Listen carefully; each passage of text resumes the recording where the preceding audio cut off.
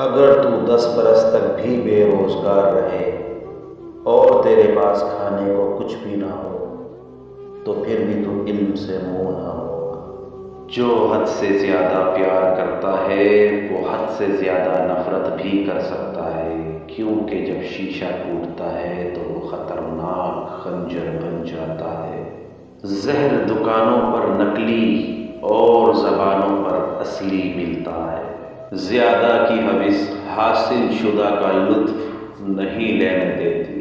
انسان کی عقل صرف اتنی ہے کہ اسے جانور کہا جائے تو ناراض ہو جاتا ہے اور شعر کہا جائے تو خوش ہو جاتا ہے۔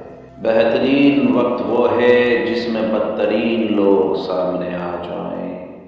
پتھر میں ایک نقص ہے کہ وہ کبھی پگھلتا نہیں، لیکن پتھر میں ایک خوبی یہ بھی ہے کہ وہ بدلتا نہیں کبھی۔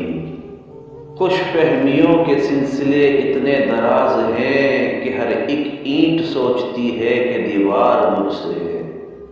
جب چاقو، خنجر، تیر اور تلوار آپس میں پوچھتے ہیں کہ گہرا زخم کون دیتا ہے تو الفاظ پیچھے بیٹھ کر مسکراتے ہیں۔ اللہ جب بہترین سے نوازتا ہے تو پہلے آزمائش سے گزارتا ہے۔ رشتوں کو ایسی خوبی سے نبھائیں جیسے شہد کی مکھی پھولوں سے رس بھی لے لیتی ہے اور ان کا نقصان بھی نہیں کرتی۔ زندگی کتنی عجیب ہے، ہر انسان دنیا کی قید سے رہائی مانگتا ہے اور رہا ہونے سے ڈرتا ہے۔ حسد دراصل خود اعتمادی کی کمی کا نام ہے۔ زخم چھپانے کا ہنر سیکھو، ورنہ یہاں ہر دوسرا انسان ہاتھ میں نمک لیے پھرتا ہے۔ انسان سب کچھ بھول سکتا ہے سوائے ان لمحوں کے جب اسے اپنوں کی ضرورت تھی اور وہ دستیاب نہ تھے۔ دستک کا تسلسل مانگنے والے کی شدت کو ظاہر کرتا ہے۔ ہمارا تعلق اس نابینا معاشرے سے ہے جہاں اداسی کا یقین دلانے کے لیے آنسو بہانے پڑتے ہیں اور بیماری کا یقین دلانے کے لیے مرنا پڑتا ہے۔ فقیر کی بھوک صرف اس کی جان کھا لیتی ہے، جبکہ سلطان کی بھوک ملک و ملت کھا جاتی ہے۔ کچھ لوگ آپ سے صرف اتنی محبت کرتے ہیں جتنا وہ آپ کو استعمال کر سکتے ہیں۔ جہاں ان کا مفاد ختم وہاں ان کی محبت بھی ختم۔ دولت حیثیت بدل سکتی ہے، اوقات نہیں بدل سکتی۔ کسی ناقدر شخص سے محبت کرنا ایسے ہے جیسے آپ اسے سونے کے پیالے میں آب حیات پیش کریں اور وہ ہونٹوں سے لگانے کے بجائے اپنے پیر دھو لے۔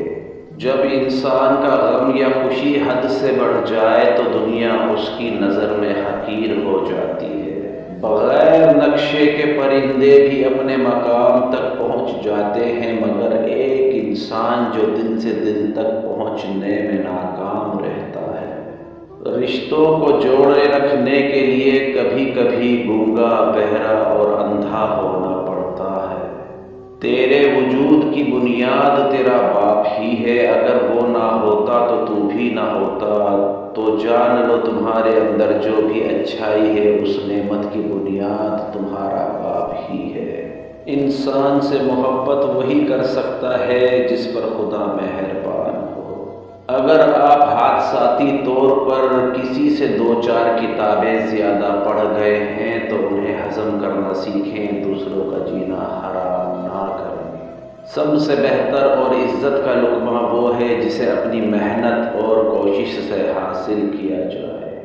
ہم لوگ نیک بننا نہیں، صرف نیک دکھنا اور نیک کہلانا چاہتے ہیں، اور یہ منافقت کا سب سے اعلیٰ درجہ ہے۔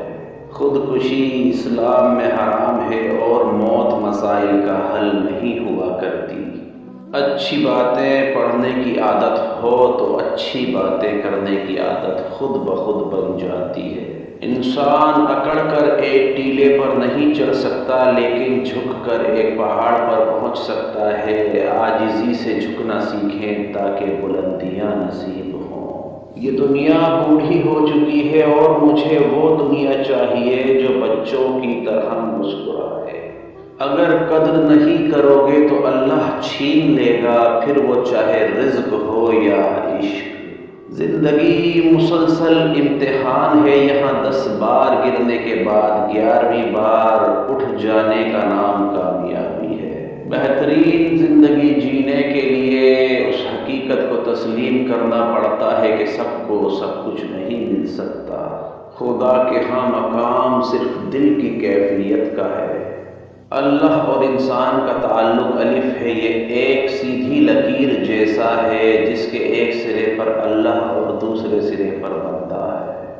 پریشان نہ ہو، اللہ بھی وہی دروازہ کھولتا ہے جس کی چابی آپ کے پاس نہیں ہوتی۔ جب دولت قریب آنے لگتی ہے تو 2 چیزیں ظاہر ہونا شروع ہو جاتی ہیں، ایک دروازے پر سائل اور دوسرا خواب میں دولت نظر آنے لگتی ہے۔ مرد کی فطرت ہے اسے مکمل مل جانے والی چیز سے اکتاہٹ ہونے لگتی ہے۔ انسان دنیا میں بہت سے برے کام مختلف قسم کے خوف کی وجہ سے کرتا ہے۔ اگر خدا پر یقین کامل ہو جائے تو انسان برائیوں سے بچ سکتا ہے۔ خواہشات سوئے ہوئے کتے کی طرح ہیں، ان کے اندر خیر و شر پوشیدہ ہے۔ اچھا بولنے سے پہلے اچھا سننا ضروری ہے، ایک انسان کو پہلے اچھا سننا چاہیے، اسی سے بولنے کا فن سیکھنا چاہیے۔ روٹی کا خشک ٹکڑا اور یا رضا کو لکھ کر جیب میں رکھ لیا کرو، بہت جلد دولت مند بن جاؤ گے۔ وہی بندہ اپنے مقصد میں کامیاب ہوتا ہے جو اپنے نفس کے خلاف جنگ کرتا ہے۔ السلام علیکم ورحمۃ اللہ۔